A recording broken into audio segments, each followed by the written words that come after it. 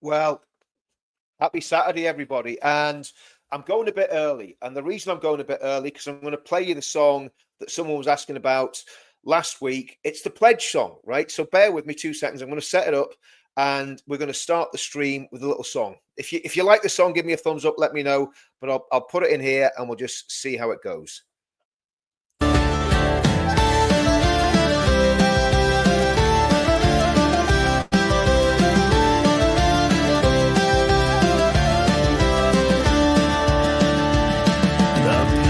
Chose to make the pledge to save a land so fair.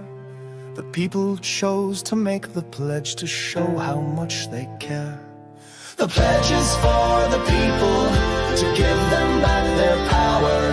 The pledge is for our freedom, to break the people in the tower.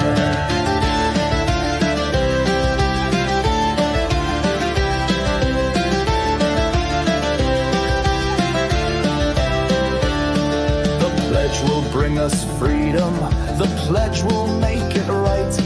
The pledge will save our children, our joy and our delight. The pledge is for the people, to give them back their power.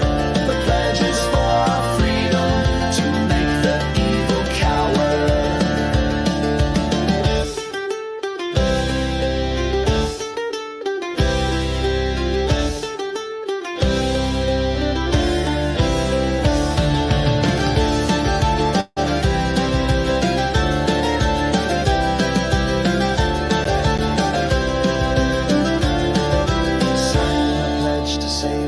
Make evil go away.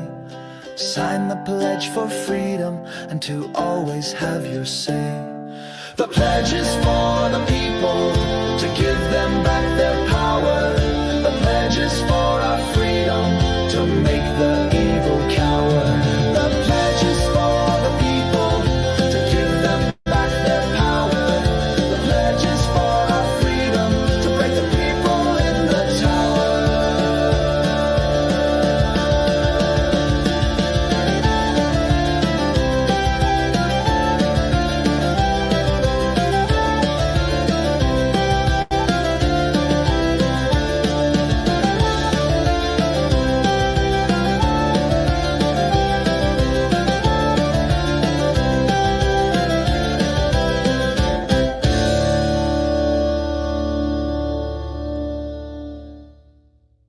Well, there you go. What do you think? The new song. What I'm going to do, because everyone's been asking about these songs, I'm going to keep making them because I write the lyrics. I can't play a note. I can't sing a note.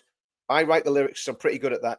And then I just put them into AI and AI spits out some lovely tunes. Obviously, you've got to do a little bit of prompting and all the other stuff. So, yeah, I'm going to put them behind a little email wall on the Counter Media website when I get round to it. I've got loads to do at the minute, but that's the pledge song. So there you go. It's good, isn't it? Really, really good. Well, I wasn't going to do anything tonight, to be honest. I've got loads of work to do, and I really could be doing with getting on my work. But with all that's happened this week, I was thinking we actually need a Saturday Night Live now. If this goes well and we get loads of people watching and everybody likes it, I might make it, I'm going to say a weekly thing, but if I'm making a rod for my own back there, really, aren't I? But this is the first ever Saturday Night Live I've done. So here we are. That was the pledge song. Give us a thumbs up and do us a favor, guys. Well, like and share this. Bilbo would have been inspired in his quest. Oh, I love that. I love that. I love that. That's brilliant. Oh, Bilbo Baggins. I don't have hairy feet and I'm too big to be a hobbit. Guys, share this, especially on Counter Media. I want to get that Counter Media channel built up. I'm going to build up the Counter Media website. Got big plans for it. It does sound like the Levelers. That's Samantha. That's exactly what I wanted to sound like. Now, the Levelers, as everybody knows, are real lefties. They run about with Billy Bragg and all the rest of it. But I tell you what, I love their songs. They do some great songs. So that was the whole idea of it, Samantha. It was designed to sound like the Levelers, okay? Yeah, so that's why Debbie, that's why I'm doing this tonight, because Zia Yusuf is back in reform. I mean, what do we make of that? I mean, it is the U-turn of U-turns. It's absolutely incredible, in my opinion. Yeah, so there's been a lot going on in the last week, certainly. the last week, what have we had? We've had the burning the Quran guy getting fined, and the guy that tried to stab him to death not getting anything done to him by all accounts. We've had Tommy dragged into court again. We've had the big spat between Elon and Trump, which isn't good. We've had the Burka ban, and we've had a massive demo in Ireland. So that's what we're going to talk about, all of this sort of stuff tonight. And then really, I suppose, see if we can get some ideas on how we make everything work. I've got some ideas. I mean, you know what my ideas are, because I keep telling you every time I'm doing a live stream. But let's have a bit of a discussion, because that's what it's all about. That's why we do this stuff, so I can get feedback, because otherwise I just record it, wouldn't I, and just put it out there recorded. But if you do that, and this is why I like doing lives, right? If I just put stuff out there without doing lives and getting feedback from you guys literally in real time as I'm talking, how could we work out what people really think? It would just be my opinion. So what I'm trying to do is get everybody's opinion, put it in a big baking tin, and see what comes out after 3 hours in the oven. So there we go. Okay, so what do we think about Zias Yousaf? I mean, I know what I think. I think reform is in massive trouble now. I really do. I think Farage yesterday, obviously, did he want Zia to resign? Has this all been theatrics to knock Zia down a peg or two? So there's questions that need to be asked of reform, big questions. The first one is Zias Yousaf resigned as chairman yesterday. Now, as far as I know, when Zias Yousaf came into the Reform Party, he came in as chairman because he'd managed to actually make a massive donation, surprise, surprise, of £250,000, I think it was, to the party. The next thing, he's chairman of the party. Nobody knows really where he's come from. Yeah, we know a bit about Goldman Sachs and all that sort of thing, but we don't know exactly where he's come from. So why is he now been parachuted into the party, and what's that all about? So that's the first question. Is he going to remain a director of the party because he became a director? Or is he going to resign as a director and just be a normal member that's doing tasks that he's given? Now, again, I've been cynical about reform, as everybody that's watched me. I'm cynical about Nigel Farage. I'm cynical about reform. Now, I heard, and again, I'm not saying this is a fact. But this is what I heard, that senior people, very senior people in reform, had been to a dinner with Muslim businessmen, and the price for a table at that dinner to get with senior people, this is what was heard, this is what was told, to get with senior people was £25,000 a table. Now, I can't confirm whether that's true or false, but that was the rumor that was floating about. And again, I know a lot of people in reform. I know a lot of people that are close to people at the top of reform. So who knows? I mean, if that's true, is that why Zia has been parachuted back in? And people were worried for a long time that our first Muslim prime minister would be the lad from the East End, Sadiq Khan. But it would seem that Zias Yousaf might pip him to the post. Now, if Zias Yousaf was being pushed out, there was all this speculation yesterday. And it's interesting what Arron Banks said yesterday. I'm going to try and pull this tweet up here, guys, just so you can see this, okay? So let's have a look at what Arron Banks said yesterday. See if you can get this. So I just need to get rid of that. Get that in. Okay, so this was Arron Banks yesterday. Okay, so Arron Banks said, "Astonishing that everyone thinks that they are responsible for the meteoric reform rise. As the old saying goes, success has many fathers and failure an orphan. Zia worked very hard but struggled with relationships and people. The corks will be popping in Party HQ this evening. Reform will power on." Now, that was Arron Banks, what, 24 hours ago, 2 days ago, whenever the whole thing blew up with Zias Yousaf.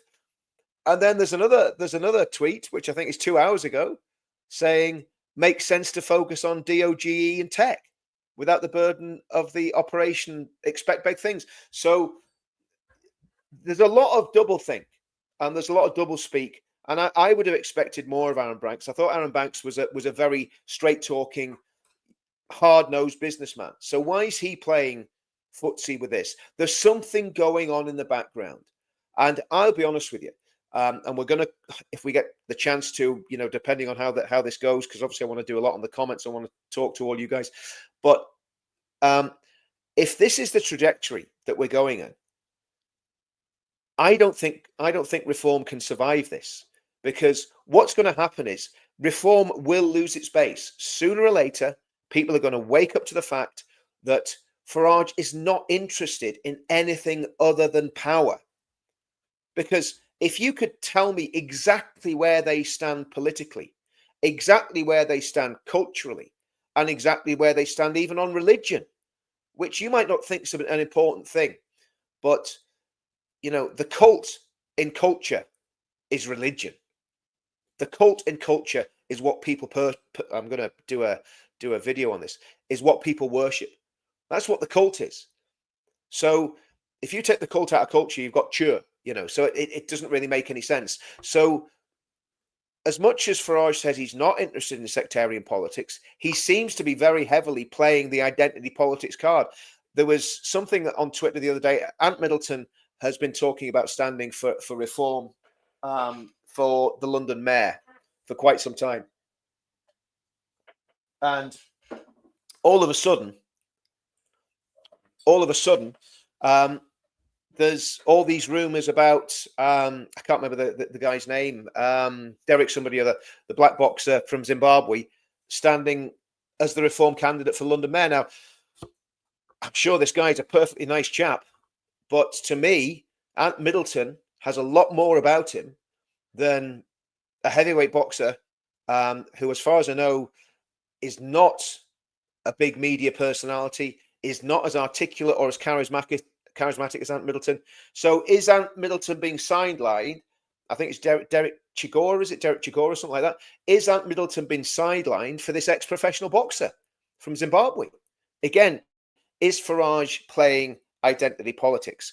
And they're the questions I'm going to go. I'm going to have a look at some of the comments here, guys, just see what all you guys are saying. See what the crack is, as they say in Northern Ireland. Tommy, please don't join UKIP. This country is dead unless Tommy and UKIP join up. Paul Thorpe, best live streams are the ones you appear on. Keep up the good work, Rich. Really appreciate your efforts. I do appreciate that, Eddie. That's really very kind of you. Yeah, Arron Banks. This is the problem. This is the problem that we've got. And listen, I'm not attacking Arron Banks. He was instrumental in the Brexit thing. And the reality is, as I've said, if anyone's listened to my podcast, I've said it over and over again, that what we really need is really an amalgamation of the right wing of the Tory party, Reform, UKIP, Tommy, Rupert Lowe, Ben Habib, SDP. That all needs to be put in a big baking tin, put together, mixed up, and baked, or put in an omelette. Everything needs to be mixed up together, and that's the problem that we've got. That Reform, I don't think Reform can do what people think it's going to do at the next election. I genuinely don't, because I don't think it's going to have a broad enough base, and I think when the scrutiny of the mainstream media comes upon Reform, which it will do if they're riding high in the polls, then I think there's going to be real problems when that spotlight comes on Reform, because they're trying to be all things to all men. What we need is a party that, I'll be honest with you, is based on Christian principles, is based on British culture. So the cultural stuff is, if the truth be known, the cultural stuff is more important than anything else. Policy will come out of culture. We've always said it, that that politics is downstream of culture, and culture is downstream of religion. The culture is what comes out of the religious side of things. And again, that's not. I'm saying this time and time again. I'm not trying to make people believe what I believe, but what I'm saying is that the Christian heritage and culture of the United Kingdom is what made us a great country, and it would not do us any harm in trying to get back to that. Rosemary Charles, I'm Christian, Richard. I'm supposed to pray for my enemies, but I will not pray for demons or those who follow and pray to demons. Yeah, I couldn't. I understand. I understand why you're saying that. I understand it. Okay, Nigel has the charisma of a second-hand car salesman. That's exactly right. I mean, that's what he strikes me as. Um, reform our lies. They still, yes. Well, this is. I mean, I think this is the thing.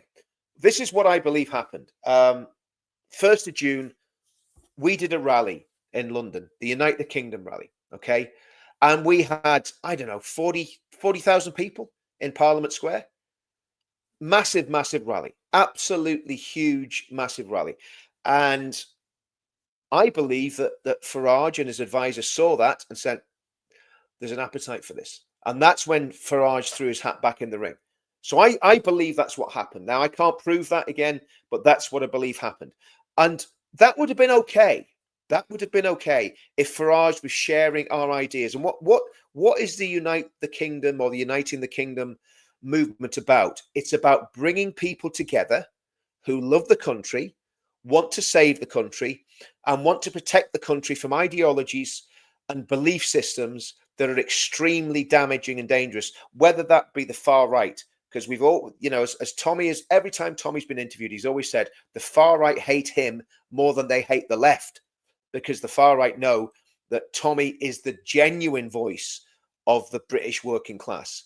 He's not racist. He's not bigoted. He's in many ways he's actually quite liberal. He's not a hate-filled bigot that wants to do all sorts of horrendous things to people. He's the complete opposite of what he's portrayed as. Okay, and everybody knows that, and so's everybody in the movement. Incidentally, everybody in the movement that's come together, irrespective of race. There's a guy. I don't know if you saw the video. A friend of mine, Don, and I don't really know him that well because I've only met him twice, but we've been chatting on WhatsApp. He was at the event on the 1st of June. He was the guy that stood on the platform with a white lad. So there's a black lad and a white lad standing on the platform, holding up a banner saying "Christ is King," and they prayed the Lord's Prayer over that event on the 1st of June. It was very, very emotional, very, very powerful moment.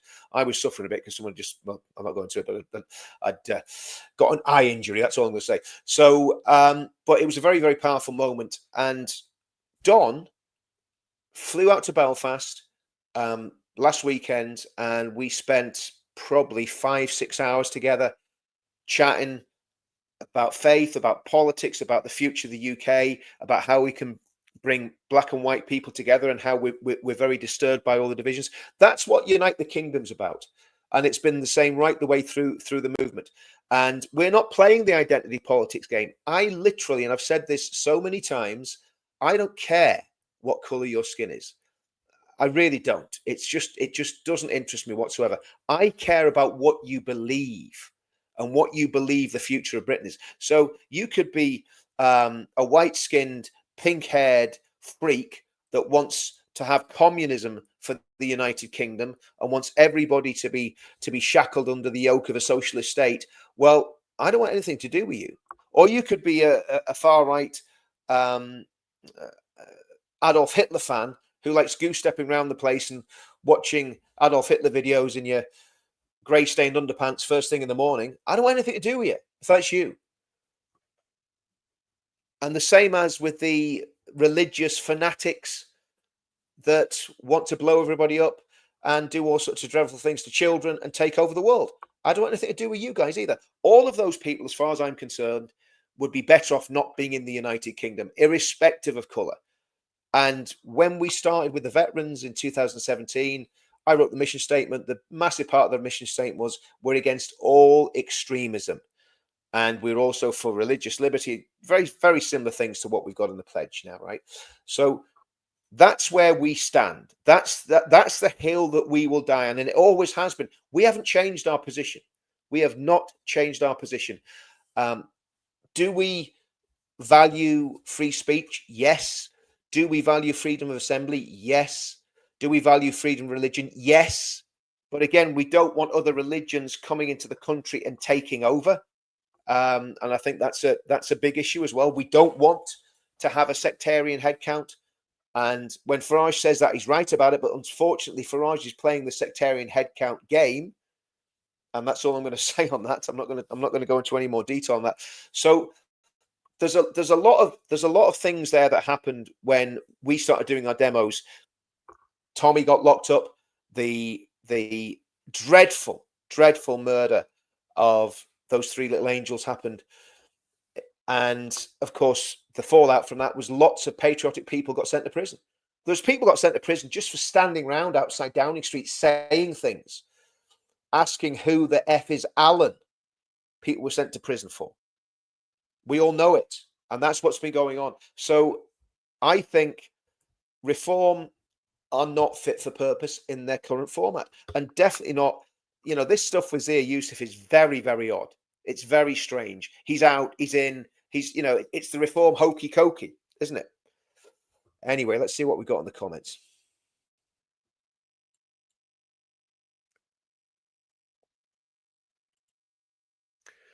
I agree, LG. I absolutely agree with that. I don't think we can. I don't think we can trust them.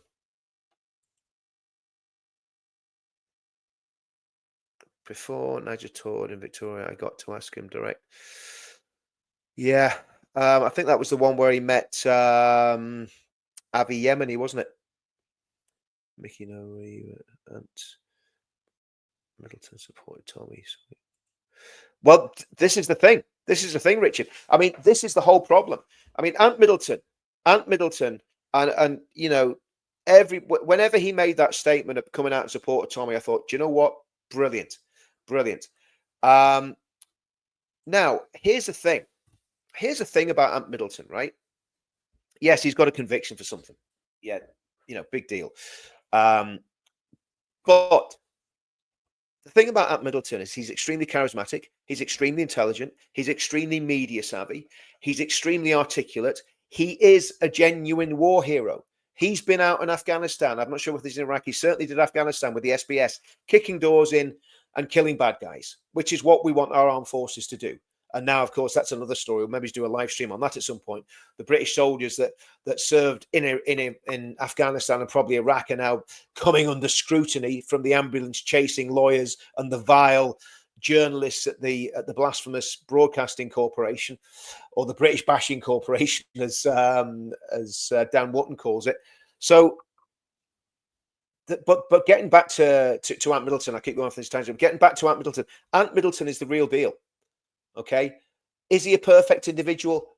Probably not, because none of us are. This is the amazing thing. When somebody comes into the scrutiny of the media, everybody starts digging around to see if they can. This is the media. This is how insidious they are. Everyone starts digging around, see if they can find some dirt on them, see if they can find something that Ant Middleton's done wrong. Well, you know what? If you live to the age of however old Ant is he 45, early 40s? I'd say he's probably mid to early 40s.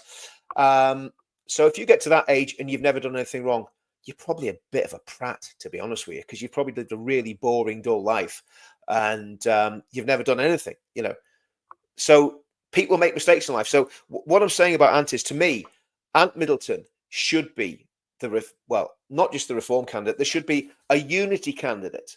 This is what we did in my constituency in Northern Ireland for the general election. It got won at the election before the last one by a cretinous, vile slug of a man who, my goodness, I mean, you don't even want to know. But he was basically a liberal Democrats alliance party, whatever, and we wanted to get rid of him. So what the people of North Down did, we decided we would have one unionist candidate and backed him to the hilt. Apart from the unfortunately Tim Collins, who I know quite well, decided to stand in the constituency. Everybody told him he was going to lose, and the only thing he could have achieved was making sure that the other guy got in again. But our guy won because the DUP stood aside, the TUV stood aside, and Alex Easton won the election. So that's what should happen in London. There should be a unity candidate, a right-wing unity candidate. The Conservatives should stand down, UKIP, Reform, everybody should stand down and give Ant Middleton a free run at it. That's my opinion. And if that happened, you'd be in a position where you have an ex-SBS soldier who less than 10 years ago was kicking doors in and taking out jihadis as mayor of London. And I think that would be exactly what the people of London need and what the people of London want. It'd be interesting to see what would happen with the crime rates in London with Ant Middleton as Ant Middleton as, I was going to say Prime Minister. Maybe he's getting a bit ahead of myself, but Ant Middleton as mayor of London. Okay. I'm done with reform today. After I agree. I totally agree with you on that. I think I'm going to take that away because it's just been a bit of a distraction. I totally agree with you on that. I think reform really, well, I was never onto reform, as you know. I never really liked them. But I thought when this happened with Ziya Youssef, I thought maybe there's a chance of reform having a reboot, because now, again, I'm not in reform, but what if you listen to Ben and you listen to Rupert Lowe and you listen to other people that got hoofed out the party? Mohammed Ziya Youssef was the guy that was wielding the axe. He was the one that was pushing these people out of the party. He had a lot of power. He was the chairman. He could hire and fire, and he was getting rid of people. Okay, so once he left, that could have been a catalyst to bring all those good world-class people back into the party and basically make the thing work again. But sadly, it doesn't seem that opportunity has been grasped. Yes, reform are shambles. They're not a party to support. Yeah, I saw Nick out in Calais. Again, I mean, he's getting out there and he's doing what he should be doing, isn't he? I'm sticking with UKIP. Ben Habib was I'm not sure. I think Ben was Ben chairman or deputy leader. Could have been the chairman, but Ben should be the chairman. I mean, the reality is what we need is one party to get around. Now, gentleman there was saying he's sticking with UKIP. I'm on the NEC UKIP, so I'm sticking with UKIP at the minute as well. But I think the issue is we need something bigger than all these parties. That's what I keep saying. That's what I keep rattling on about it all the time, because UKIP is not going to win the next election with all the best will in the world, unless something absolutely miraculous happens, which is possible. I mean, anything's possible in politics, but I think it's very unlikely that UKIP's going to win the next election. I don't think Reform's going to win it. The way Reform are going, I honestly see the wheels coming off everything. I think what's happened with Reform, I think Farage was great for playing a part in getting Brexit done. Farage didn't get Brexit done. This is the problem that we got with this cult of personality, right? And we've got to be careful about it with everybody in the movement, because once somebody seems like they're trustworthy and they're on our side and they're saying the right things, everybody gravitates to them. And it's understandable because everybody's crying out for leadership. I mean, my position is the only person that we should ever gravitate to and follow is Jesus Christ, and then, work everything out from there. That's my personal opinion on it. But the reality is, I don't think Reform's got it. I don't think UKIP's got it. I don't think so. There needs to be a coming together. Now, Ben Habib is doing this thing, the Great British Pack, where he's getting people to look at in depth at policy. They're looking at a great. I think this is public knowledge. I hope it is. They're looking at something called the Great Repeal Act, where they're looking at how to repeal all the disgusting legislation that's been on the statute book since not since Keir Starmer came in, not since the Tories came in, but going right the way back to Blair and John Major. So the Great Repeal Act goes right the way back to the early 90s, and maybe even a bit before, because not everything that was done under Thatcher was perfect either. We have a very bad habit of deifying ex-leaders, and believe you me, there's a lot of what Margaret Thatcher did, which was superb and to be honoured and saluted, and she was very strong on military issues and great supporter of the military. But there was a lot that went wrong in terms of globalization and shutting down coal mines and shutting down steelworks and so on and so forth. So, nothing is as cut and dry as people always like to think it is. But anyway, putting that to one side. So Ben's working on that. The pledge is massive in all this, and I know. I mean, I'm a broken record, and I know most everybody that watches these channels has signed the pledge and I appreciate everybody signing the pledge, but it's not my pledge, it's your pledge, it's for you guys. So there's a lot of moving parts in this. You know, we've got, apart from reform on what we might call the insurgent right. That's kind of what they call us, isn't it? We're kind of the upstarts. Apart from reform, we've got more people signed up to the pledge with email addresses and knowing where they are than any other political movement. Now there are various different media companies and so on and so forth, but the pledge is a political, well, it's a set of ideas, it's an ideology, and apart from reform, we've got more than anybody else. So so I think those things shouldn't be ignored, because if we have the pledge and we have Ben and we have UKIP and we have SDP. I mean, I was watching Henry Bolton tonight. Very impressive. I've got, I remember Henry Bolton back in the days of UKIP, and to be honest with you, I wasn't too impressed with him then. But he's very impressive now. He's involved in the SDP. So there's all these little small parties that are very, very much a part of the jigsaw, but they're not the whole answer. And reform's not the whole answer, especially the way they're going at the minute. So let me get back to the comments and see what everybody's saying.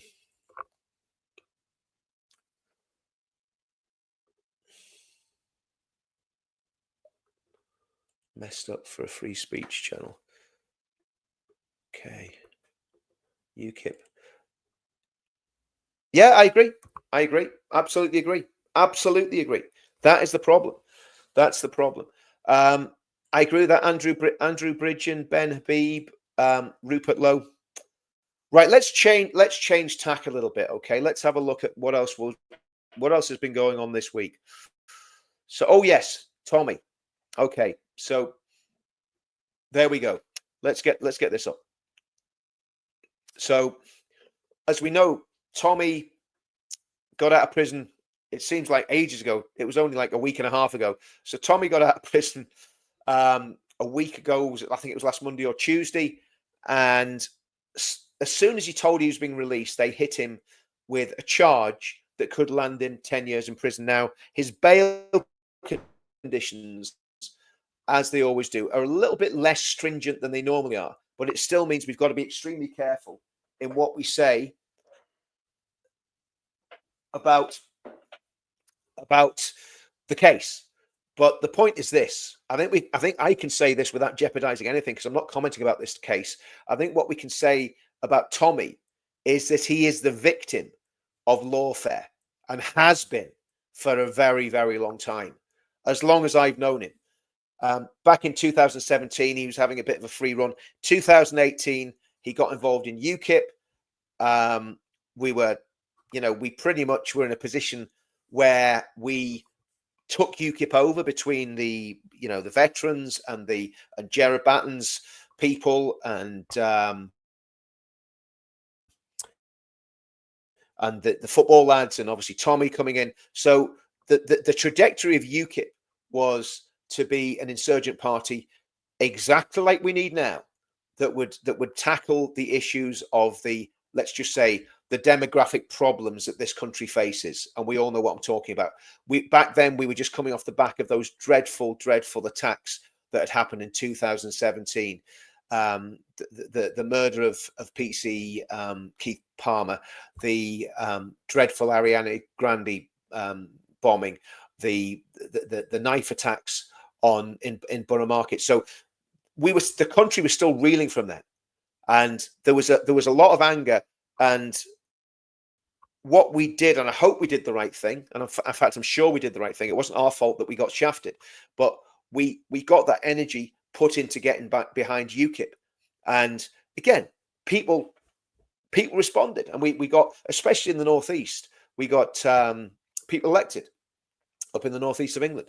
Keith Jenkins was on the council in Sunderland, and he was absolutely tearing them a new one. He was doing a great job. So, of course, Tommy was involved. We were all involved. We all lost our social media channels. We either got shadow banned on Twitter, shadow banned, sandboxed. Nobody could find our posts. YouTube seemed to be the same back then. And on Facebook, we just got vaporized. All of us got vaporized. I think that was 2019 when he was in the European elections. But it was crazy. It was absolutely crazy what was happening back then. And that's what we're always up against. We're always up against this absolute tyranny of the deep state, and the illusion of free speech that we live under is just that. It's an illusion. And that's one of the things that we've got to fight against. We've got to get past all this. So anyway, Tommy was in court. Again, I got my opinions on it. I think it's disgusting the way he's been treated. I think the state. I think when people write the history books on this, because we will win this. We will win this. We're not going to slide into some sort of Islamo-communist state where the only religion that's allowed is Islam, and where the communists and the Islamists are running the show. That's not going to happen. But we've got to be on this. This is serious stuff. So when I talk about this stuff, I'm not talking about this stuff because I like the sound of my own voice. I'd much rather on a Saturday night be sitting in front of the telly with a beer, or sitting reading, or doing something out for a meal with the wife or whatever, than doing this. But I'm doing this because this is how we're going to save the country, getting people together, getting people motivated, and getting people positive. That's it. Absolutely right, Paula. Justice for Tommy. That's what he needs, because he's never had justice. This is the first time he's ever going to have gone before a jury. But and again, to the Christians in this chat tonight, and the Christians that are watching this, the Christian subscribers, pray for Tommy. I've said it. Let's set 2 or 3 days a week where we pray and fast. And again, you don't have to go praying for fasting for 24 hours. Miss 1 or 2 meals. Basically, just get on your knees for Tommy, because he's going to be under so much pressure. Because if this court case goes wrong, there's a potential of 10 years in prison. And let's get it right. These people will try to bang him up for 10 years. It's a ridiculous. Well, I'm not going to say about the court case, but we need to pray for him. So praying and fasting 3 times a week, not just about Tommy, about all the issues that the country's facing, for revival, for the state of the church, everything. So if you're Christians in the group, that's what I'm going to do. And I'm not going to be doing 24-hour fast, but you maybe miss your breakfast, miss your lunch, have 1 meal a day, whatever it is. But it's Jesus said in the gospel, if this thought doesn't come out except but by prayer and fasting. So prayer and fasting works, or else Jesus wouldn't have done it. Okay, sorry about that. I'm going off on a tangent again. Yeah. That would be great. That would be absolutely great. That would be fantastic. I'm just going to go through some of these comments, because I'm missing a few. You guys there, AJ, if Tommy gets sent down on these false charges. Well, AJ, I would agree, and I wouldn't condone that. I'm absolutely against violence. In the end of the day, it's not the way to solve things. But I think there will come a breaking point. I think the government last year were terrified about what happened, because that was not organized violence. That was spontaneous violence, which is far more dangerous and far more difficult to control. And I'll say it. I believe that Tommy and Paul Thorpe and me and other people managed to damp things down, and also people behind the scenes, people in the football community, different people that had influence behind the scenes did a lot to calm that down at the back end of last year. Because again, I think the government want that sort of violence because they think they're going to be able to manipulate the situation and get legislation through to silence us all and to get us all put in prison.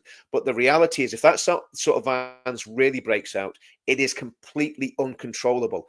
And believe you me, if you've ever been in those situations, I've been in them in Northern Ireland as a soldier and as a civilian, and you're going through places that are involved in rioting. If you're not involved in the rioting, obviously, you're going through places that you're in the thick of riots. I remember driving through Short Strand to take a shortcut many years ago, probably around the time of Drumcree, and Just me and a mate. We've been up the Shankill Road. We're going back to East Belfast, and we drove in the middle of a riot. And believe you me, it was a little bit hair raising because I wasn't in the military. I didn't have any weapon, and obviously, as an English ex-soldier, probably not a good place to be. But I managed to get out of there. But that's another story. Richard, you want to get all the big posts out there to join for? Well, look, we've done this. We've done this. It's and we've still got contact with them all. You know, I'm in a group with. I'm not going to say I'm in the group with, but there's every single prominent podcaster that is on our side is in that group, because we thought that was an important thing to do. So when the time is right, we'll get everybody pushing the same narrative of the story if they want to. I mean, it's free. It's up to them. It's down people's freedom of choice what they say or what they don't say. And again, everyone's got their own different sort of niche and own different way of doing it. So it's not, we don't want to all be saying the same thing all the time because it smacks as very insincere. Tommy and Joe Rogan would. You're right. It would. Well, I was going to talk about that. He is on. Let me get this right. Patrick Bet David, the PBD show, and Patrick Bet David, right, is one of the biggest podcasters in the world, without a shadow of doubt. He's huge. He's worth something like $300 million, right? And he's got a YouTube channel. I'm doing something wrong. That's all I'm saying. Because if I had a fraction of that, man. But oh yes, Anne, I'm gonna look at this in a minute. I'm gonna look at the island thing in a minute. And I'm going to say something. In fact, let me find it. I'll scroll down to it now, actually, guys. So with regards to Tommy, I've spoken to Tommy. He's doing great. He gave me such an encouraging message because he knew some of the troubles I'd had when he was in prison. And he sent me a very, very nice message. And I chatted to him then about the upcoming event on the 13th of September. And again, let's get something organized for the 13th of September. Going to chat to Tommy's team about the idea of doing something remotely in Ireland for people that can't travel. I'm going to sneeze, guys. Hang on. Oh, that went away. Yeah, so I'm going to.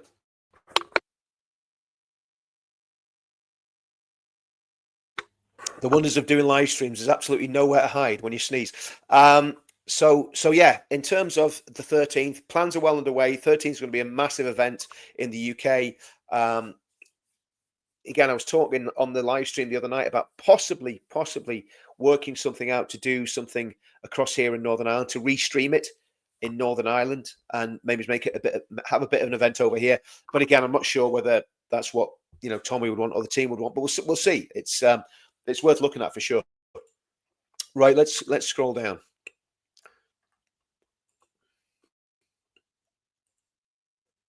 Okay. Just bear with me, guys. Just want to get to this. Oh yes, Hawksmoor. Oh man, you wouldn't want to be in a manager position in Hawksmoor. You wouldn't want to be that guy that made that call on whatever day it was. Hawksmoor restaurant. I mean, that was a massive mistake. And hi, Shohab, how are you? That was a massive mistake. I'm going to read this statement that Hawksmoor put out. I don't know if you know the story, if you saw the video. I'm sure a lot of you probably did. But Tommy and Liam Tufts and a couple of other guys, Amit Singh and camera guy and a few others, went to a restaurant to have some steak because Tommy loves steak. He's just been in prison eating tuna for 7 months, so he's got a right to go and eat some nice steak. So he's sitting there. I think did they have the starter? I think they had a couple of drinks. And the manager comes up and asks them to leave. Now, I've had this done to me when I've been with Tommy, and I've had this done to me just after events where people have just refused to serve us. You're right-wing, rabble-rousing. I mean, for goodness sake, I'm a flipping army veteran. I've done more for the country than these. Anyway, we'll not go there. But yeah, so Tommy was in this restaurant waiting to have a steak. I'll just put this on full screen for you here, guys, so you can probably see it. I still can't see it too well. Waiting to have a steak. And, of course, the next thing you know, let's see if that expands. Just bear with me. Okay, I think, let's see, can we read that now? A bit better.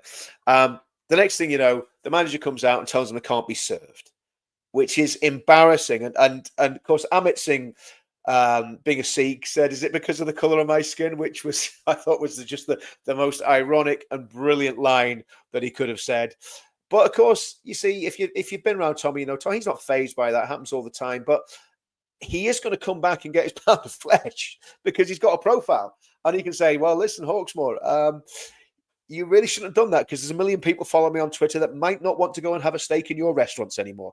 That's certainly going to be my position, unless there's a complete apology and back down from Will Beckett, the co-founder and CEO of Hawksmoor, who really should be sending Tommy an email to apologize, or the team an email to apologize, and offering them free steak and champagne. Your business, mate, is going to be boycotted by everybody in our movement because none of us will ever eat in your restaurants. And this is what he said: our focus is always to give the best restaurant experience to the most people possible.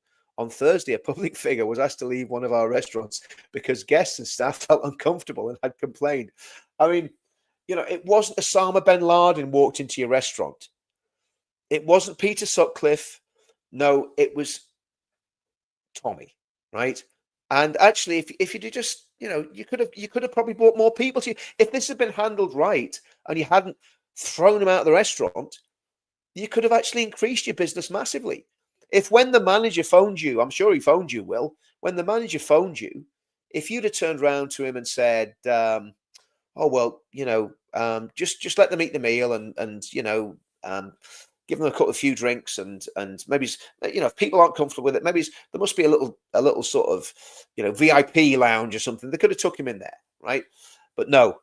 Started to virtue signal, and then doubles down on it. And he goes on a Thursday public.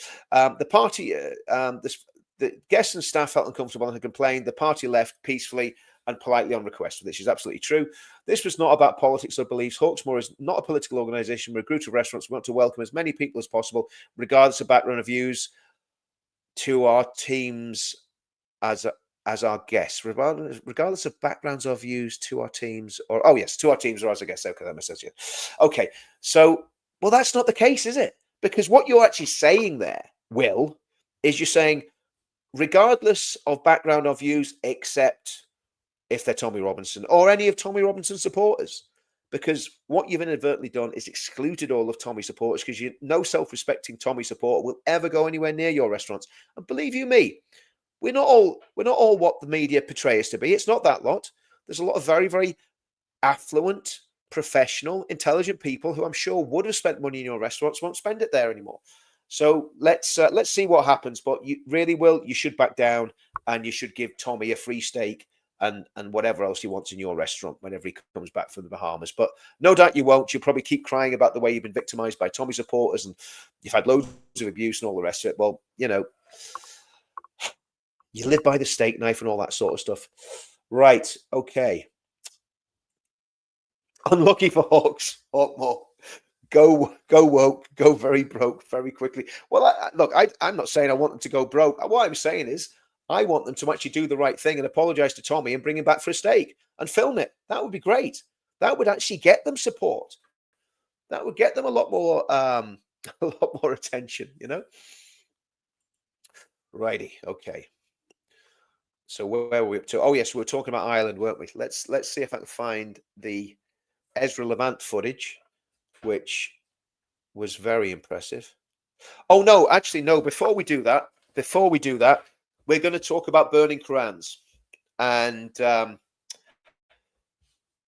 yeah, let's have a look. I'm not sure whether you can see this at the minute.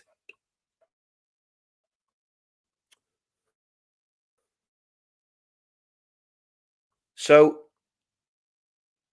now,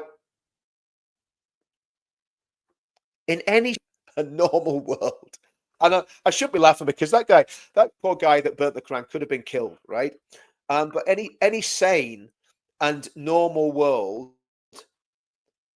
the video you're watching on the screen there, the guy that was burning the Quran would not be the one who was in court. It would be the knife-wielding maniac and the Deliveroo driver. Was it Deliveroo? Whatever. Like the gentleman that was driving a bicycle that all the invaders drive or ride. that was riding a bicycle. Yeah. So that video footage, I'm actually going to play that again because that video footage is actually pretty incredible. God, the man's come out with a knife. The man's come out with a knife now. Boss, look here, look. Go for me. Look.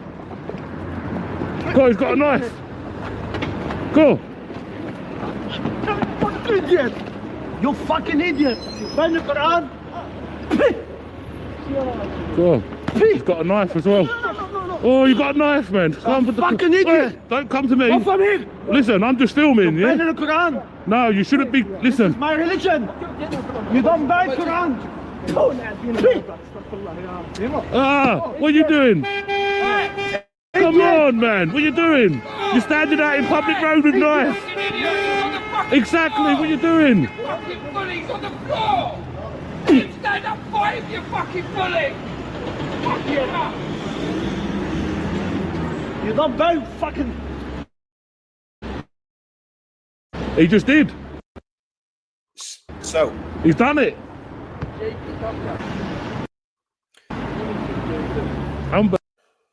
Unbelievable. let me just mute that, guys, because I don't know if you can He hear went. that. Okay, so to me, and again, let me know in the comments what you think.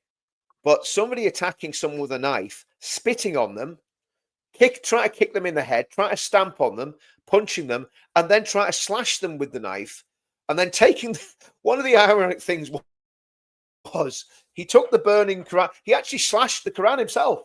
The guy that was attacking the guy that was burning the Quran actually attacked the Quran himself with his knife.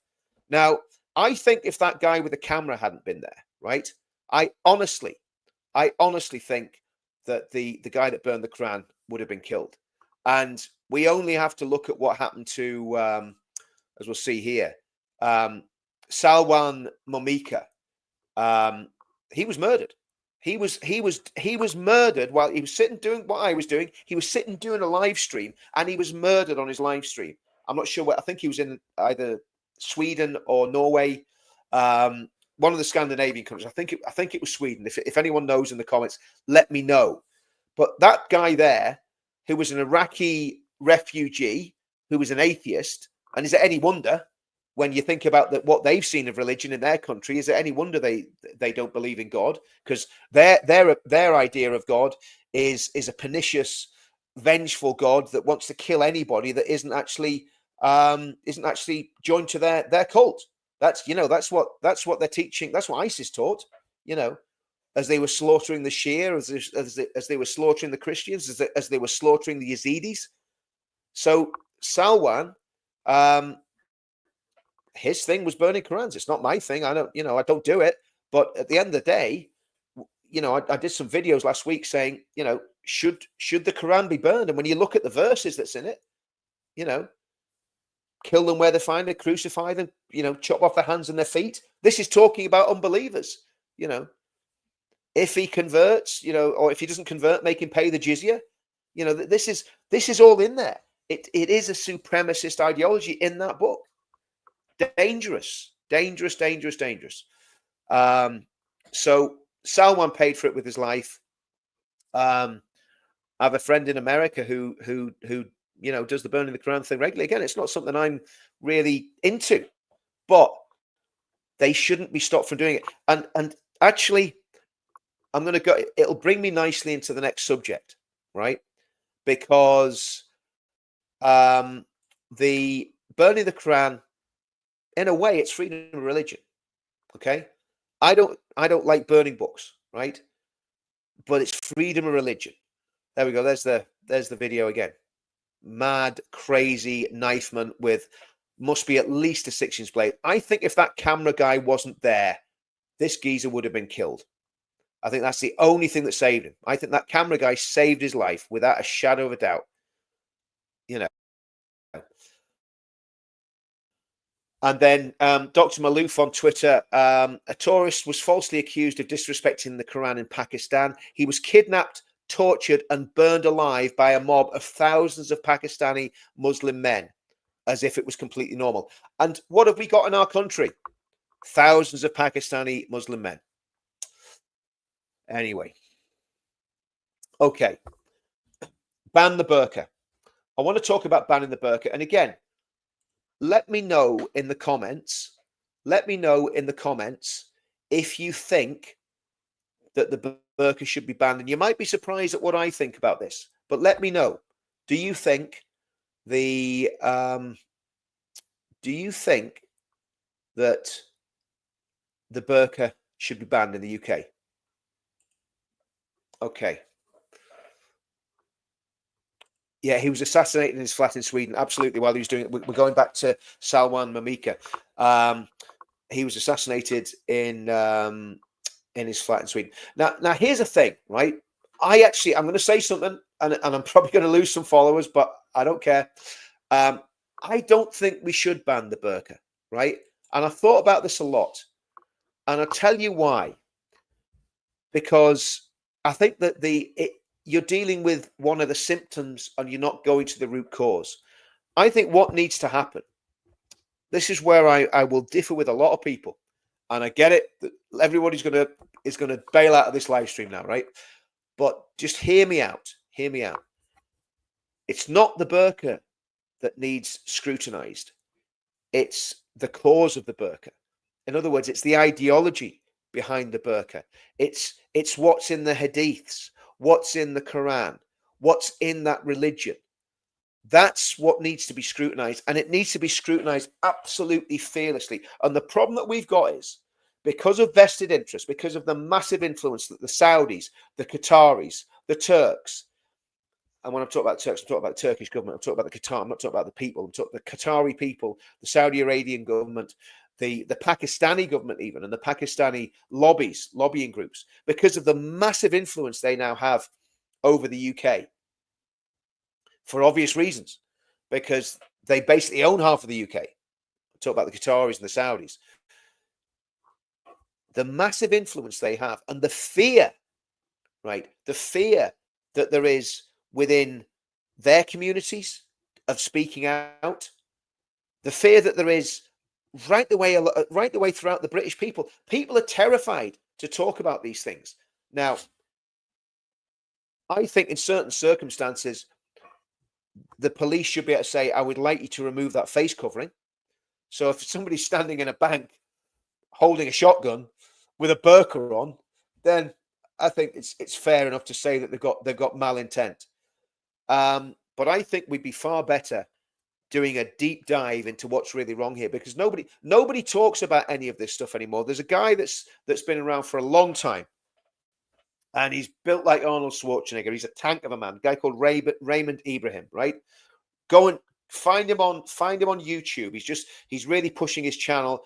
He's been writing for years. I've been reading his stuff for years. He's now come out of the shadows, and he's putting his face out there. And he looks like a Terminator. I mean, if anybody's going to have a go at him, they'll be pretty brave. But Raymond Ibrahim is a scholar, right? I think he's half Egyptian or fully Egyptian. His parents were Egyptian, and he has written numerous books on Islamic conquest, on the rise of Islam, on the foundations of Islam. I think he's done stuff on Muhammad. He's written books like The Sword and the Symmetry. Just a new book about it's called The Two Swords. It's basically Christians and the Crusaders. So he's a very, very smart guy, very well researched. Go and look at his videos on YouTube. Absolutely incredible. Look at David Wood's stuff on YouTube. Robert Spencer's stuff on YouTube. All of these men, and nobody is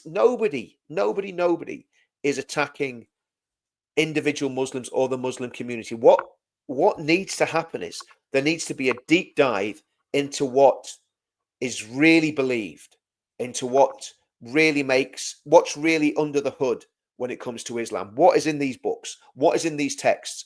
There's a book called The Reliance of the Traveller, which is basically a manual about Sharia law. I've got it in my bookshelf somewhere over there. I mean, it's one of those ones you don't read. It's not bedtime reading, right?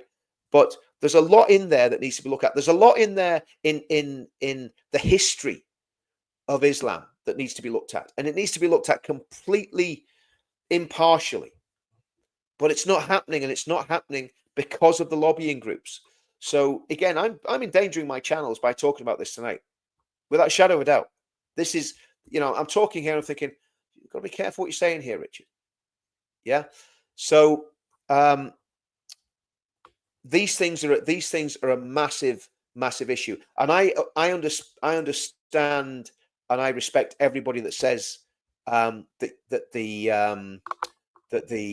good one. About Scott, yes. Watch David Woods, or both of them, David Woods and the Apostate Prophet. And the Apostate Prophet has just become a Christian. And of course, the reality is that's the solution. I've got loads of friends who are moderate Muslims, and I always say to them, I always tease them. I say, well, you're almost a Christian now, then, aren't you? And I've got loads of friends who came out of Islam completely and became Christians. And one of the things, I'm not going to name the gentleman, a very, very prominent man. He used to be a Sharia judge. And I used to do a lot of work with him probably about 4 or 5 years ago. And he said to me, he says, the only way that a Muslim can be absolutely safe when he leaves Islam is by becoming a Christian. When he was talking about safe, he was on about not going back to Islam, or not being, getting really bitter and hardcore radicalized atheist. Sam Shamoun's another one. And all these guys are very, very brave. They're very brave. My friend that used to be the Sharia judge, very, very brave, very intelligent man.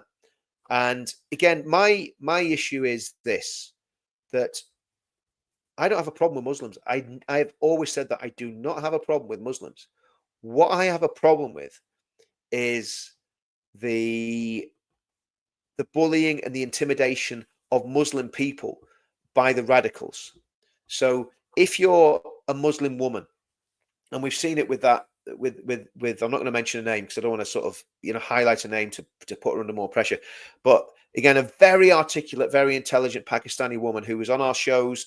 She was great. She was doing a great job, and gone. She's still doing stuff. I haven't watched stuff recently, but that she's doing, but she wasn't even speaking. She wasn't even saying anything about Islam. She was calling out the community, saying we need to change. This isn't good. We've got to move on. And she was intimidated and bullied by people in her own community, the radicals, into shutting your mouth. Shohab's another one, and I can say, Shohab is a Muslim, and he is a religious Muslim. He believes it, and he prays, and so on and so forth. But he is very critical of the radicals, and he's very critical of the bullies and the extremists, and he has been threatened, and he's been dragged in by the prevent strategy and by police, the counter-terror police, to question him about why he's running about with people like me and Tommy and all the rest of us. And he's a Muslim, and he's a friend of ours. So anybody that thinks we're against Muslims are completely wrong. What we're against is the ideology that wants to take over Western Europe and America eventually. And that is real. We're talking groups like the Muslim Brotherhood. We're talking one of the biggest denominations, if you call them denominations, sects within Islam in the UK is the Deobandi. I think probably it's 45% of mosques are Deobandi, 6% are Salafi, which is kind of Qatari, Saudi, fundamentalist Islam. So 50% of the mosques are under management that are Deobandi or Salafi. And that's not even talking about the Muslim Brotherhood's encroachment into all sorts of areas of civil society. And that's what we're facing in the United Kingdom.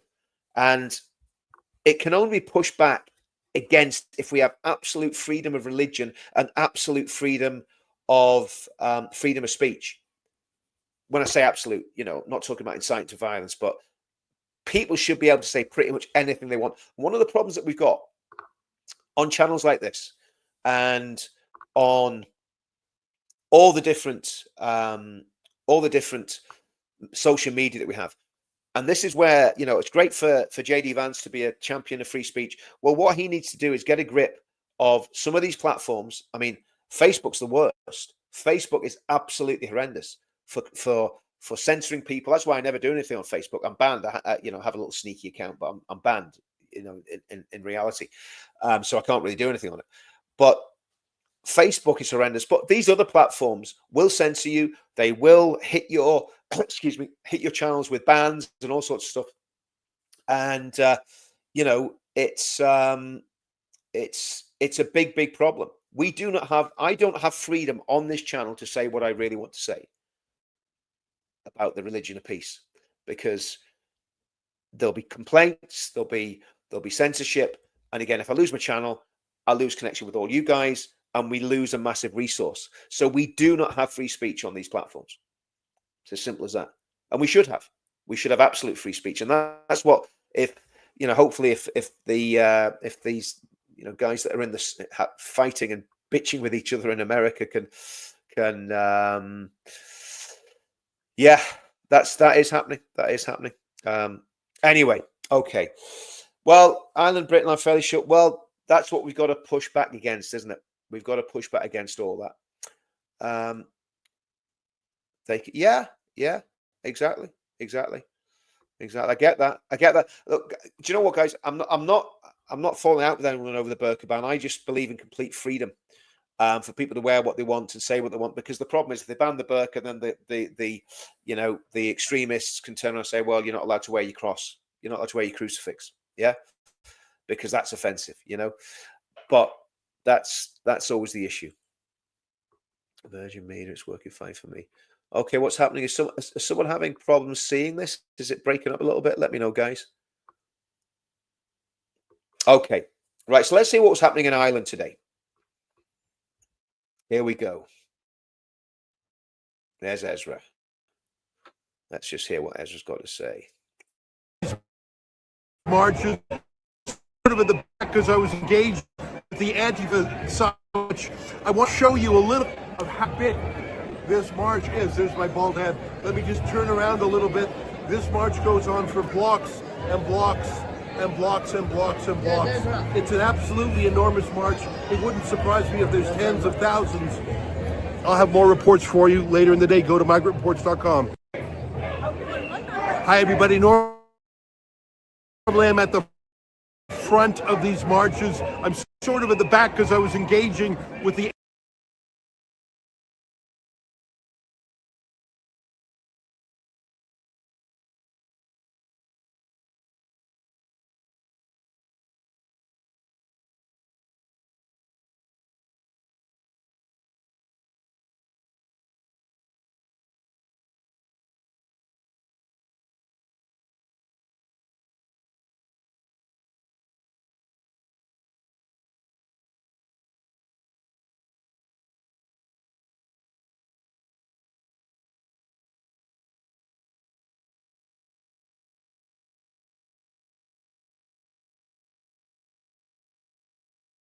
I muted myself. Yep. Thanks for that. Thanks for that, John Capone. Yes. Okay, guys. So basically, what I was saying was the scenes in Ireland. Everyone hear that now, guys? Yep. We're back. Let me know we're back. Are we okay? Can you guys hear it now? Yeah. Just give me a thumbs up if you can hear it. Let me know you can hear it. Okay. Sounds back. Okay, cool. Sounds back. Right. Okay. What I was saying was scenes like that, and anyone living in Northern Ireland will get this, right? If you don't live in Northern Ireland, I understand, right? You won't get it. But if you live in give me a thumbs up if you're in Northern Ireland. Just say yes, I'm in Northern Ireland. Give me a thumbs up for everyone that's in Northern Ireland.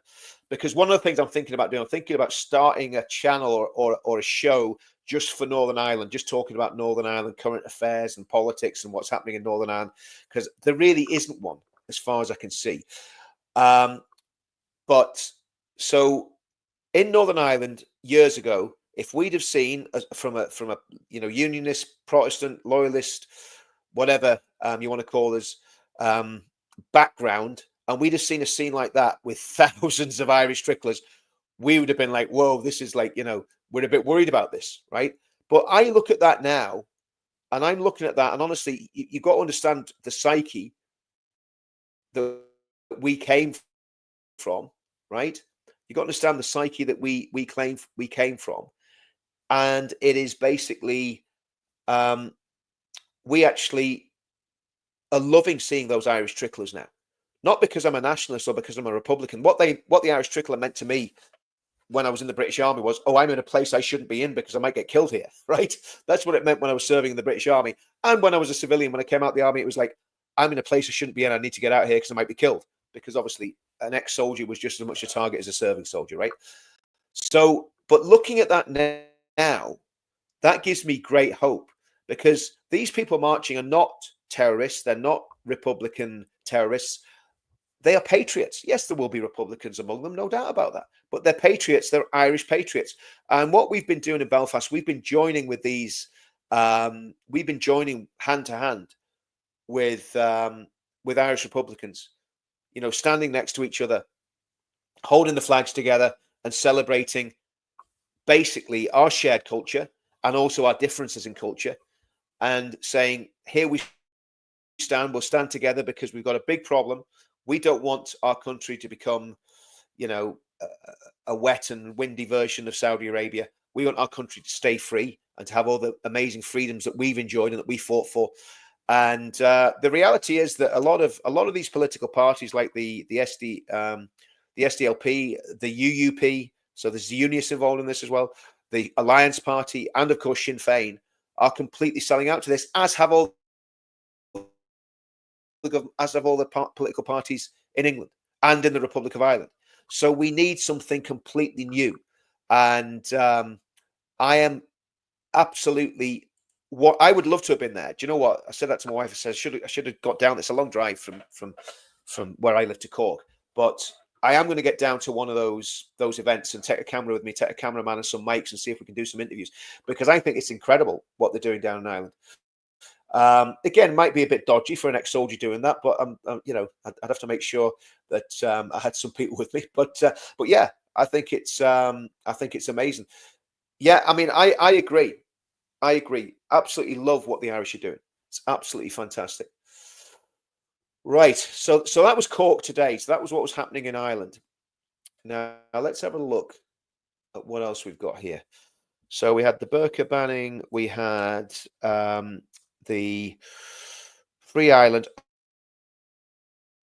Okay. Yes, of course. The other big story that we saw this week, if I can find it. Oh, this is an interesting one.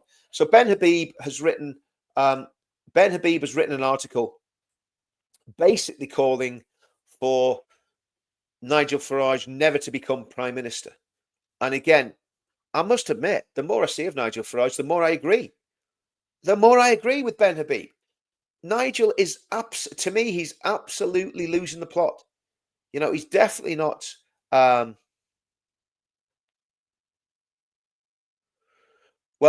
yeah, that's a fair point, Skullhead. I mean, the reality is, you see, the thing is, in Northern Ireland, right? In Northern Ireland, there's a mixed population. So in other words, there's people who identify as British and people who identify as Irish, right? That's the way it's been for years. That's what the Good Friday Agreement was about and all that sort of stuff, right? So the Republic of Ireland's different. It's like you don't see a huge number. I mean, you do see some, but you don't see a huge number of Irish flags at our demos in London. But in Ireland, it would be a lot more difficult for someone to get a Union Jack out in the south, just because of the history. Whereas people in England are very chilled. Whereas there would be people in the Republic that wouldn't be that chilled, you know. Yeah, do you know what? That's something that I'll be honest with you, Windy Ridge. I've got an email. One of the guys, there's a little team of us run the pledge, and there's going to be an email going out to the pledge database soon. And the problem I've had is getting the time to get all the back end work done and get it processed and get it sent out. All of us doing this in the movement are at this literally. You've no ideas the hours we put in doing this. It is absolutely ridiculous. We're all doing it, you know, literally for the love of the country. Obviously, some people do support us, which is great, and that's massively appreciated whenever that happens. But on the whole, we're doing this like, you know, kind of out of the goodness of our own hearts and on fresh air. You know what I mean? So, but I think that's what I plan to do. I plan to start setting up local groups. I've started getting the database organized into postcode, so we can see exactly who's where in you know, geographically. That's done. It's just a question of then creating emailing lists for those areas. We got them in the actual postcode areas. But yeah, I mean, it's excuse me. Oh, thanks for that. Pride of Ireland today. What a show of unity. It was superb. Superb. Absolutely superb. English, Scottish, Welsh. Yeah. Do you know what, Knights Templar? I agree with that 100%. That's what this is all about. It's about bringing people together. Absolutely bringing people together. Ezra, bless him, he flies everywhere from Canada. He does. He really does. I saw him at the airport. Yes, I thought, man, you know, your wife must be an absolute saint, you know. But so let's talk a bit about Trump and Elon Musk. And again, I'm not really across this. I'm not massively across American politics, and I apologize to our American viewers. There's that much going on over here. You know, I thought you guys have really got this sorted. And then, you know, you look and you go, man, oh, that's another thing. That's another thing I want to talk about, actually.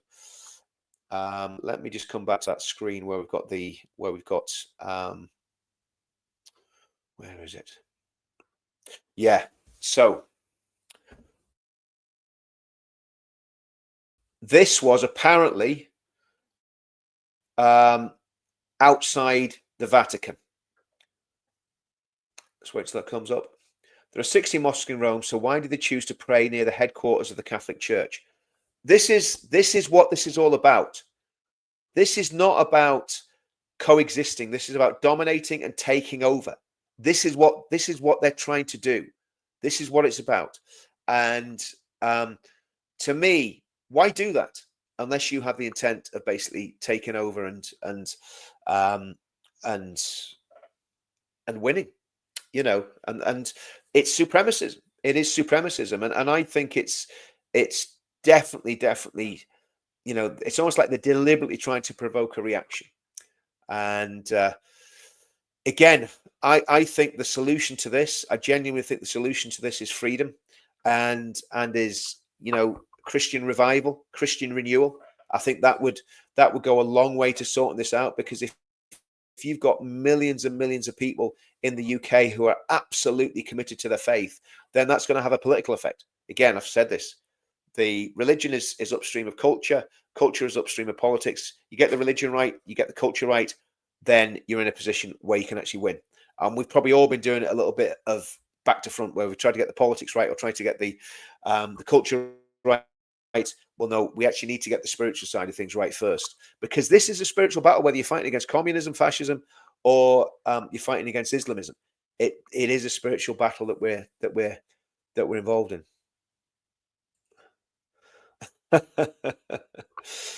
Yeah, I hear you.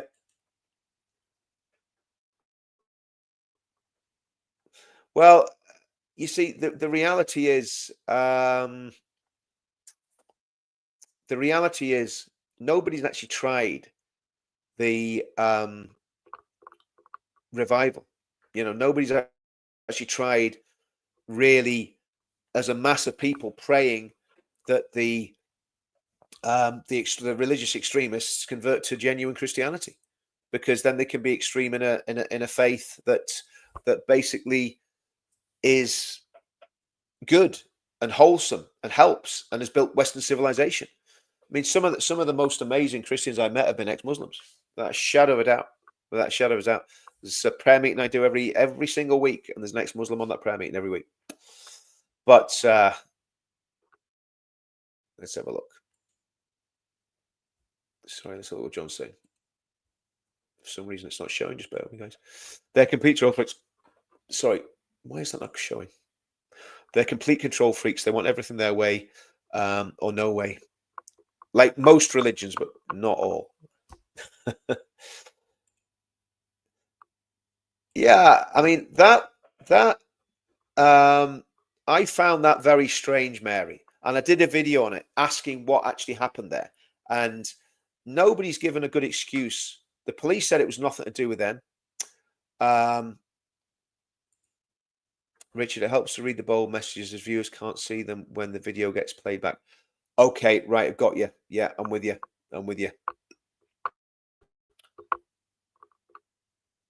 Traitor government. Well, guys, do you know what? That has been the first Saturday Night Live. Should we play the song again? What do you think? Should we? Let me know. Are we gonna play the song? Call this a day and play the song. I think I've covered everything. Elon and Trump. Again, do you know what? I don't know enough about the Elon and Trump thing to really comment on. I just want them. I want the bromance to start again, because I thought it was great when Elon and Trump were together. That's all I'm going to say on that. I think they should go and have a nice steak at Hawkwoods or whatever it's called, and they should basically get together. You know, have a fight in the Oval Office behind closed doors, and then get it sorted out. It's actually very interesting. It's like one of the plot lines from Designated Survivor. But there you go. Which was the biggest load of lefty rubbish I've ever watched in my life. But it's very interesting to see life imitating art yet again. Right, am I going to play this song? Should we play the song? Now, this is the new song. This is the one for the pledge, okay? So let's see if we can get this on. Let's see what happens.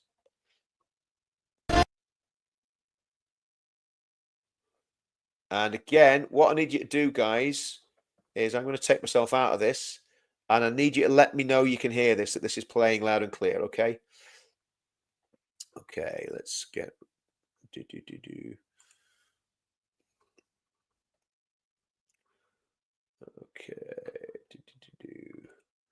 Protests in Belfast today.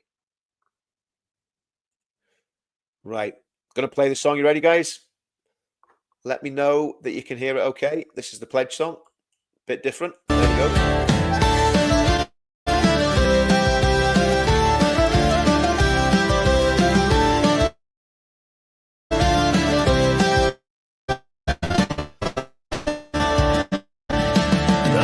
Shook the pledge to save a land so fair.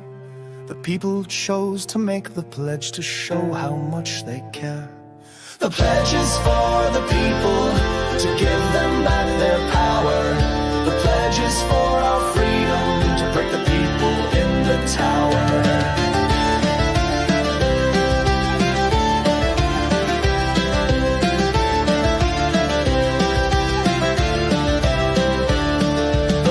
Will bring us freedom. The pledge will make it right. The pledge will save our children, our joy and our delight. The pledge is for the people, to give them back their power. The pledge is for our freedom, to make the evil cower.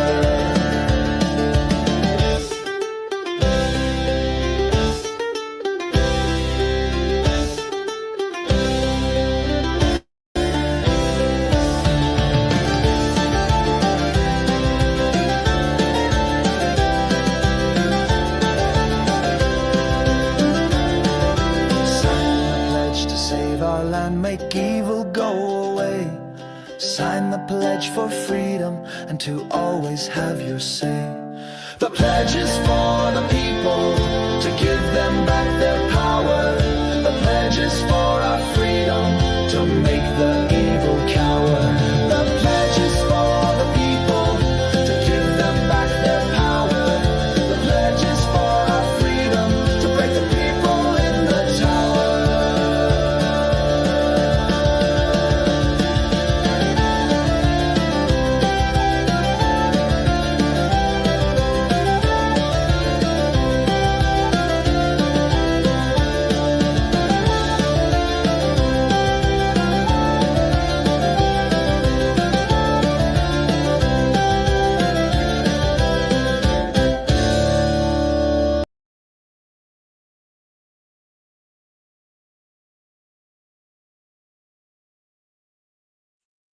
Well, guys, there we go. So that didn't play as well as it should. What was happening? Because of the way it was streaming, it was speeding up and slowing down. It sounds a lot better than that.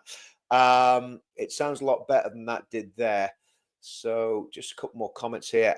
Guys, the reason I've come back, tomorrow, Sunday, tomorrow evening, just for all the people who are interested, should we have a little bit of a Sunday service? A little bit of Christianity, talk about God, let me know. Because if I'm going to do that, I'll maybe do that 7 o'clock tomorrow night. Let me know what you think. We'll just do an hour. And yeah, let me know what you think, guys, in the comments before you all clear off. Let me know if you think we should do something tomorrow night.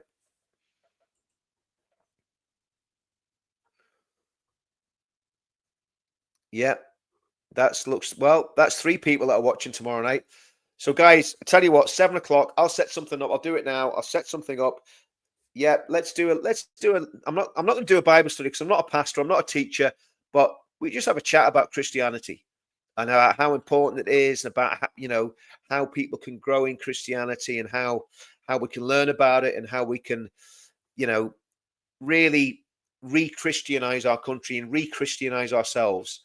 So just let me know, guys, if you think that's a good idea. I'll do it. I'll set it up. We'll go for 7 o'clock.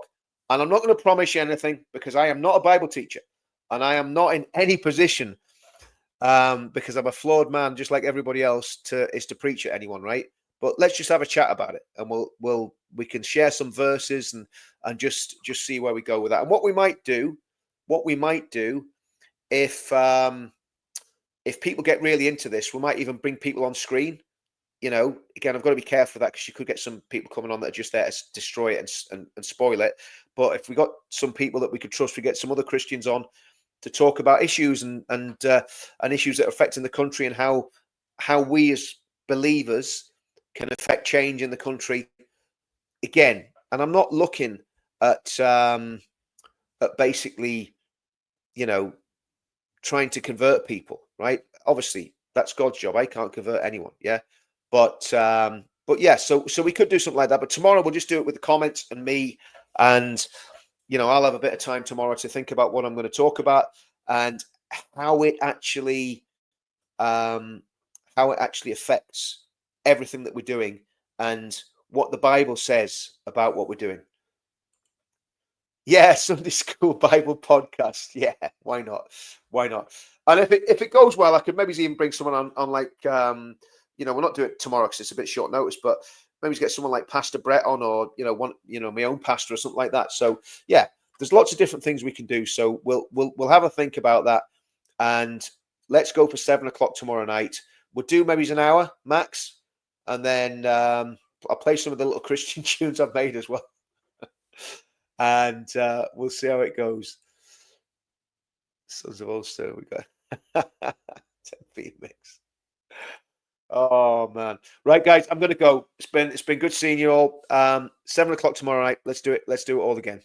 See you all soon. Yes, I know who you're talking about there. Knights Templar. I have watched him.